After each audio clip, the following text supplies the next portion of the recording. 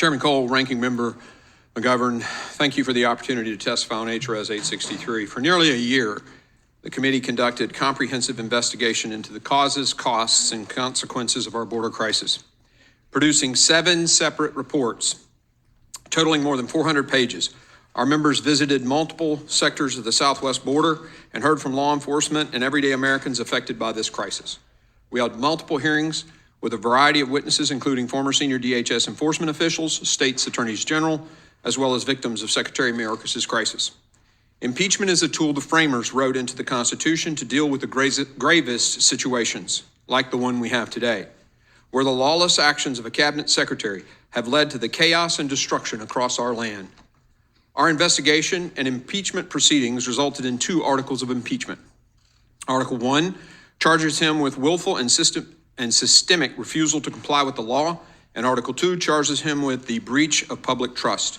It is unambiguous that Secretary Mayorkas has refused to comply with federal immigration laws and acted in a manner subversive to the rule of law. He has threatened the integrity of our constitutional system and imperiled the Congress, a co-equal branch of government, by ordering DHS employees to violate laws passed by Congress, thus violating the separation of powers. And he has implemented a catch and release scheme violating detention requirements and misused parole authority. We've also seen Secretary Mayorkas breach the public trust, violating his statutory duty to control and guard the border. He willfully failed to replace the enforcement initiatives he abandoned with viable alternatives, and he knowingly made false statements about the consequences of his refusal to comply with the law. Having exhausted all other options, and as suggested by United States versus Texas, Congress is the only avenue of accountability remaining, and we are compelled to act. I want to address just a few claims you'll no doubt hear from the Democrats today, claims that are false and easily disproven. One of the reasons I'm presenting these articles and not the chairman of the Judiciary Committee is because on November the 13th, 2023, 201 Democrats, every Democrat voting that day, voted to refer articles of impeachment to our committee.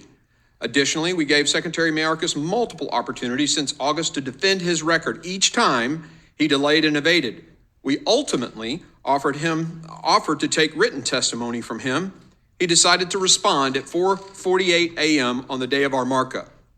The lack of seriousness with which he takes these proceedings is shocking. Third, the House Republicans have consistently voted to substantially increase funding for CBP. H.R. 2, the border security bill the House passed last year, funds the increase of roughly 3,000 Border Patrol agents, more than double what the White House wants in its supplemental. Don't let the Democrats' false claims distract you from the truth. And the truth is that Secretary Mayorkas refused to comply with the law, even after seeing the devastating consequences. The truth is that Secretary Mayorkas broke the public trust by claiming that the border was secure, even while drug cartels took control of large swaths of the southwest border. And the truth is that Secretary Mayorkas has chosen to ignore the suffering of the American people and doubled down on his decision to keep our border open to deadly drugs, dangerous criminals, and unknown national security threats. Secretary Mayorkas' job is to secure the homeland and enforce the law. He's failed to do either of those things and must be held accountable. What is the point of us being here? What's the point of Congress if we allow the executive branch to ignore the laws we pass? If we do not hold officials accountable, then there are no longer any checks and balances. That's not a constitutional republic. That's the road to tyranny. One last point. My colleagues across the aisle assert this doesn't rise to the level of impeachment. There's a direct analogy here with the impeachment articles against Richard Nixon. Nowhere in the Nixon impeachment article is there any reference to a crime committed by the president himself. Instead, Article 2 of the Nixon impeachment refers to Nixon's acting in ways, quote, not authorized by law, end quote, and in ways that constituted, quote, unlawful activities, end quote. And that's exactly what Secretary Mayorkas has done. Also, Article 1 of the Nixon impeachment charged Nixon with, quote, making false and misleading statements, end quote, and, quote, false and misleading testimony, end quote.